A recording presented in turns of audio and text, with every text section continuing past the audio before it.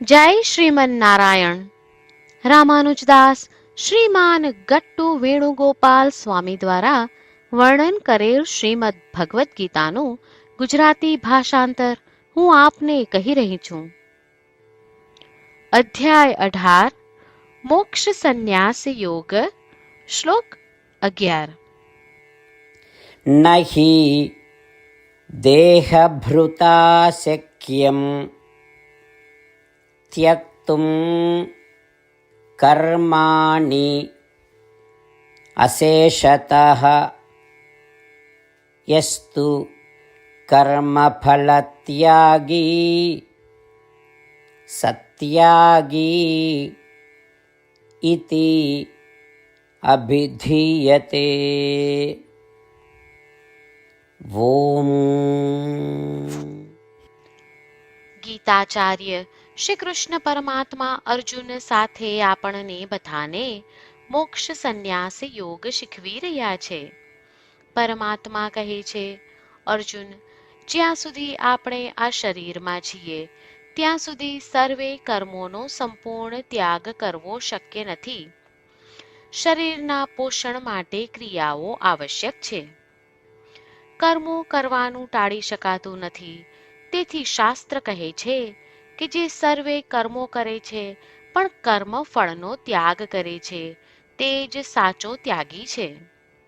આ પ્રમાણે શ્રી કૃષ્ણ પરમાત્મા સ્પષ્ટ કરી રહ્યા છે કે જ્યાં સુધી શરીર છે ત્યાં સુધી શરીરના પોષણ માટે કર્મ કરતા રહેવું આવશ્યક છે.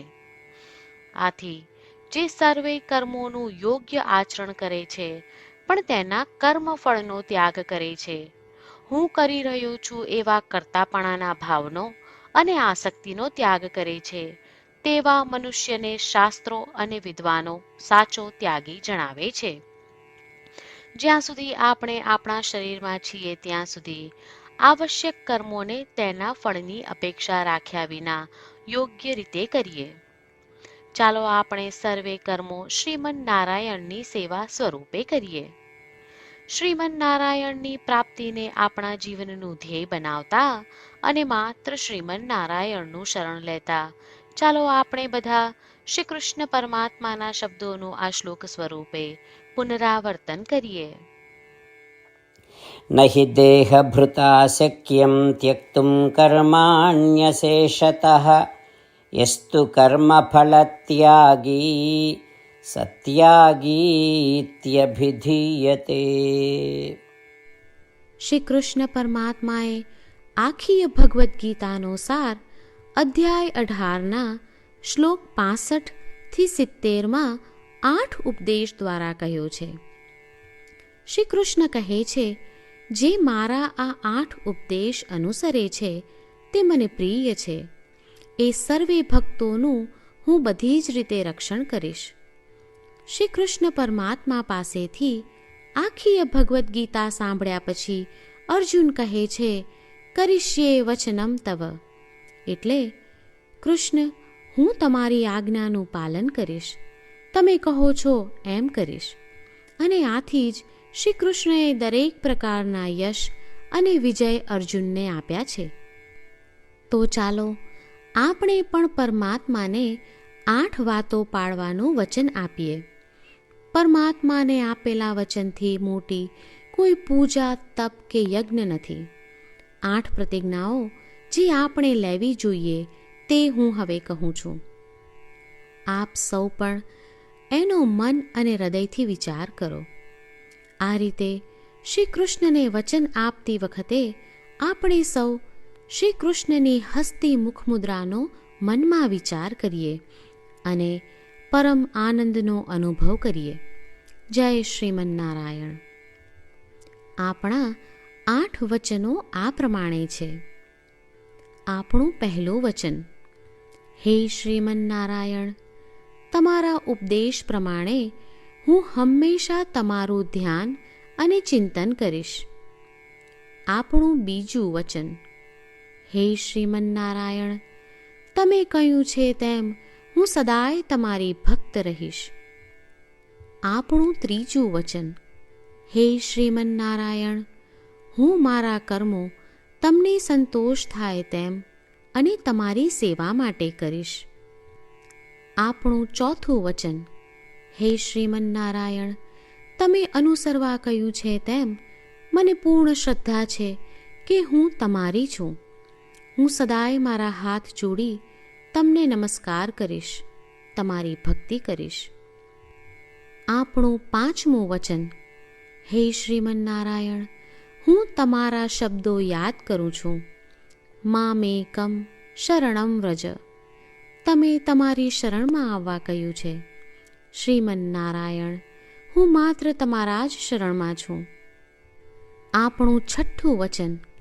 હે શ્રીમન્નારાયણ, આપે કહ્યું છે મા શુચ. તમે અમને આશ્વાસન આપી શોક ન કરવા માટે કહ્યું છે, તો હું દુઃખી નહીં થાઉં, શોક નહીં કરું. આપણું સાતમું વચન. હે શ્રીમન્નારાયણ, અમારા કલ્યાણ અર્થે આપે શ્રીમદ્ ભગવદ્ ગીતા રૂપી આશીર્વાદ આપી અમારા સૌ પર કૃપા કરી છે, તો હું દરરોજ ઓછામાં ઓછો એક શ્લોક વાંચીશ અથવા સાંભળીશ એવો સંકલ્પ લઉં છું. આપણું આઠમું વચન. હે શ્રીમન્નારાયણ, હું ગીતાના દૈવી શબ્દો એ ભક્તો સુધી પહોંચાડવાનો પ્રયત્ન કરીશ જેઓ ગીતાથી અજાણ છે. હે શ્રીમન્નારાયણ, તમે કહ્યું છે તેમ કરીશ, તમે કહ્યું છે એમ વર્તીશ અને તમારા માટે જ કર્મ કરીશ. શ્રીમન્નારાયણને આપેલું વચન કે દરરોજ તમે કહ્યું છે એમ કરીશું, એ જ એક મહાન પૂજા છે. તો ચાલો આપણે સૌ દ્રઢ શ્રદ્ધા સાથે પ્રભુ પાસે એક સંકલ્પ લઈએ. શ્રીમન્નારાયણ, કરીશ્યે વચનમ તવ. શ્રીમન્નારાયણ, હું તમારી આજ્ઞાનું પાલન કરીશ. સર્વમ શ્રી કૃષ્ણાર્પણમસ્તુ. જય શ્રીમન્નારાયણ. નહિ દેહભૃતા શક્યમ ત્યક્તુમ કર્માણિ અશેષતઃ યસ્તુ કર્મફલત્યાગી સત્યાગી ઇતિ અભિધીયતે. ઓમ. નહિ દેહભૃતા શક્યમ ત્યક્તુમ કર્માણ્યશેષતઃ યસ્તુ કર્મફલત્યાગી સત્યાગીત્યભિધીયતે. જય શ્રીમન્નારાયણ. તમામ ભક્તોને ખાસ વિનંતી. આપણા જીવનની દરેક બાબતોમાં આપણે તાત્કાલિક અને અસરકારક પરિણામો ઈચ્છીએ છીએ. આ પ્રાપ્ત કરવા માટે ચાલો દરરોજ 1 મિનિટ ફાળવીએ અને નારાયણાસ્ત્રમ વાંચીએ. નારાયણાસ્ત્રમ મેળવવા માટે તેની વેબસાઇટ જે www.narayanaastram.org છે તેના પર જાઓ અને રજિસ્ટ્રેશનમાં તમારું નામ અને ઈમેલ આપો. તમે આપેલા ઈમેલ પર તમને નારાયણાસ્ત્રમ PDF પ્રાપ્ત થશે.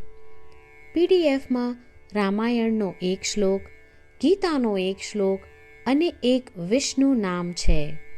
આ 3ને નારાયણાસ્ત્રમ કહેવામાં આવે છે. દરેક વ્યક્તિને આ શ્લોકોનું અલગ અલગ સંયોજન પ્રાપ્ત થાય છે.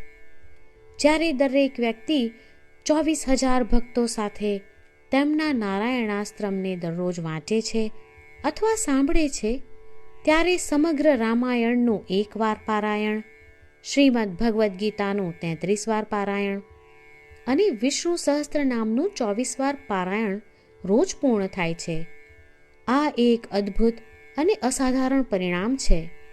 તેથી તમે અને તમારા પરિવારના સભ્યો તરત જ વેબસાઇટ પર જાઓ અને તમારું નારાયણાસ્ત્રમ મેળવો.